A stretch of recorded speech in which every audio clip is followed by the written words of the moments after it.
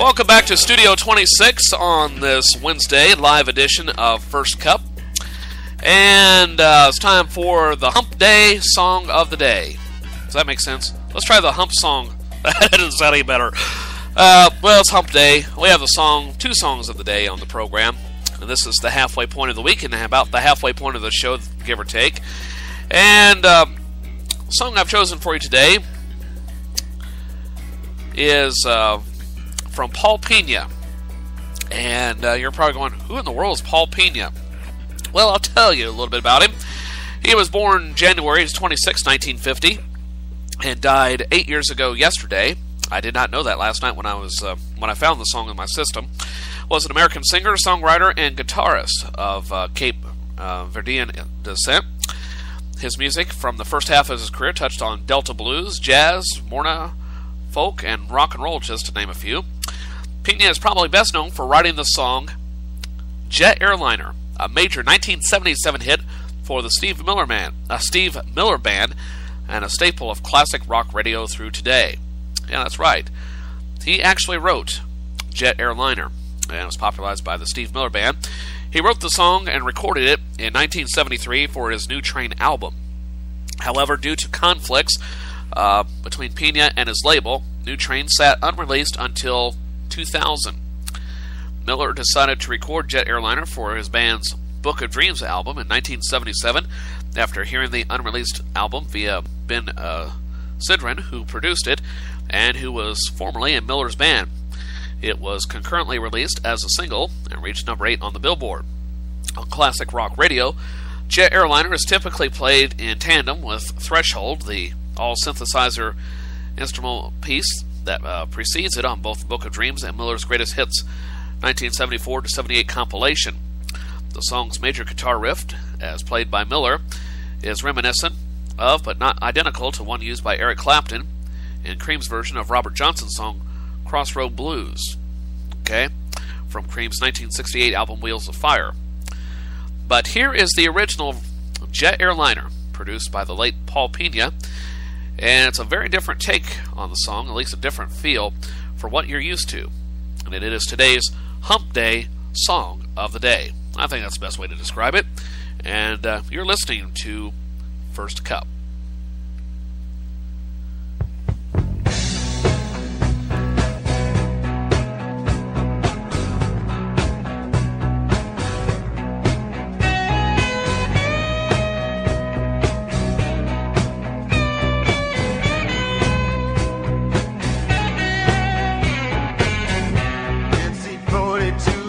About to go insane. I've been down before, riding along in this big jet plane. I've been thinking about jumping out the door, 'cause my homeland is so far away that I feel like it's all been done. Somebody's trying to make me stay, and I've got to be on the run.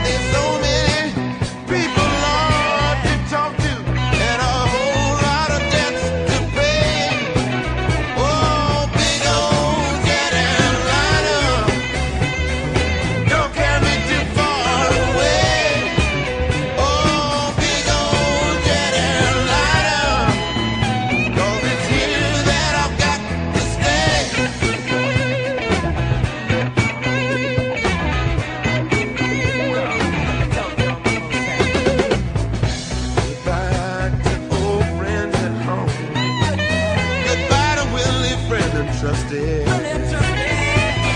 I've got to go out and make my way.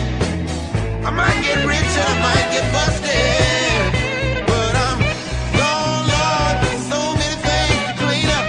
Got to make my way clear before me, but I don't want to get mixed up in any of that funky shit that's gone down before me. Ooh, big old Carolina, don't carry me too far away. Big old Carolina, 'cause it's here that I got to stay. They're trying to pull me away. Yeah, yeah, yeah. Big old Carolina, don't carry me too far away. Big old Carolina, 'cause it's California where I've got to stay. Paul Pena and the Hump Day Song of the Day. Normally this would be about the time you would be hearing the Song of the Day. I don't know. We still have a lot more programming to get through, so I need to speed it up because I've got an hour and 20 minutes of time left on this particular segment. So, without further delay, let's see what we have left. We'll have news of the weird in a few minutes. Popular tweets of the day, the song of the day, what's on TV tonight, all coming up in just a moment, as well as the CBS World News Roundup. In the meantime, we'll have market news for you. We'll do that right now, shall we? That sounds like a good plan. So you're listening to First Cup, and I'm your host, Joe Haffner, on this beautiful Wednesday morning.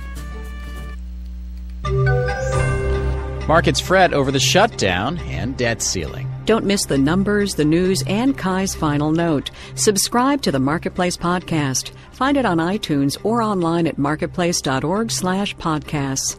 From 8 p.m. in New York, I'm Mark Garrison in for David Brancaccio with the Marketplace Midday Update. Let's begin with how Washington's troubles are playing on Wall Street. David Kelly is Chief Global Strategist at J.P. Morgan Funds. Good morning, David. Good morning. So the shutdown continues. Beyond that, we have the greater worry about the debt ceiling. What are markets thinking about all this? Well, of course, the biggest problem is uncertainty. Markets hate uncertainty, and so as this shutdown continues, we don't really know when this is going to come to an end. I think that uncertainty will weigh on markets, and of course, as we get to the debt ceiling issue, it could get a good deal worse in the short run. And let's get away from D.C. for a moment. What are you seeing going on globally that intrigues you? Well, globally, the global economy is getting better. In fact, the U.S. economy was getting better, too. It's very frustrating that we are at a time where the Chinese economy, the Japanese economy, the European economy, the U.S. economy are all growing at the same time. So there really is a hope for stronger economic growth, and it's tremendously frustrating that the biggest obstacle right now to stronger U.S. growth is what's happening in Washington. And give a sense, just speaking of politics, of the vote that Italy's government was able to survive a challenge from Silvio Berlusconi. Very quickly, how significant was that? I think it's quite significant. I think it's first of all, it's very good for Italy, but it also suggests that Europe is getting beyond some of its tail risks here. I think Europe realizes that we may see a little less austerity, but I think the European public is beginning to get around the idea that they've just got to support these centrist governments to try and get their economies growing again, rather than the lure of the extremists, which was much bigger a year or two ago. Okay, David Kelly at J.P. Morgan Funds. Thanks very much. Anytime. We talk a lot about the debt ceiling. We just did, and that is the $16.7 trillion limit, about how much the U.S. government can borrow. Right now we want to take a closer look at who we exactly owe that money to. It's not who you might think. Marketplace's Patty Hirsch joins us to talk about this. He is the creator and host of our online explainer series, The Whiteboard. Hello, Patty. Hello, Mark. Thanks for having me. Good to have you. Now, we often talk about the national debt like it's monopoly money or something, but every one of those trillions is owed to someone somewhere, and America pays them interest. So China owns a lot of American debt and tends to get a lot of attention for it because some people find that very scary. But you point out that America owes an awful lot of money to sources much closer to home. Explain that. Right, yes. So America owes most of its money, $10 trillion of that $16.5 trillion that we owe, to Americans. And that means large institutions, individual investors, but it also means government programs, particularly Social Security, which is a big buyer of U.S. bonds. Those are the kind of the government entities. But talk about just the chunk of the national debt that regular Americans indirectly actually own. Yeah, so nearly $5 trillion, right, is actually lent by individual Americans. So people through their 401ks or even through their individual retirement accounts, they're actually buying U.S. bonds, which is actually lending money to the U.S. government. So in actual fact, we are lending money to ourselves and we're actually borrowing money from ourselves. Now, that brings us back to the issue of raising the debt ceiling. If we don't raise it, if America defaults on its debt, what happens to all the people that it owes money to? A lot of people say, if we don't raise the debt ceiling, what it means is we're not going to be able to pay our bills. What it really means is we won't be able to pay the interest on the money that we already owe. So it means that individual Americans may not get an interest payment on the 5-year or the 30-year bond that they've actually bought from the U.S. government. Patty, let me see if you can just trace this from all of the large trillions into, jobs and what affects people's everyday life. Well, remember, any bond that the government has sold, in other words, any loan that it makes, has to be paid back. Now, usually we pay lenders back with more debt, but if we default, the cost of borrowing would be way, way higher, which means we couldn't afford to borrow anymore, which means we'd have to spend a lot less. And that means we'd have to shrink government to a really, really small size. Of course, what that means is layoffs. We'd be laying off millions of people who are employed by the government right now. That would send unemployment through the roof, and then we'd risk a really serious depression.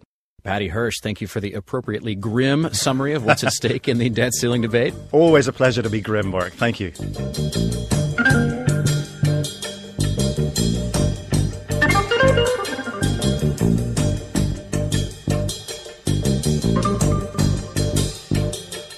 Show Marketplace how much you like us. Stay connected to our hosts, reporters, and top stories on Facebook. Find us at facebook.com/APM Marketplace. The social network LinkedIn is mostly white-collar, so a new service called Work Hands sees an opportunity. It's a network for skilled trade workers like welders and plumbers. Marketplace's Noelle King reports.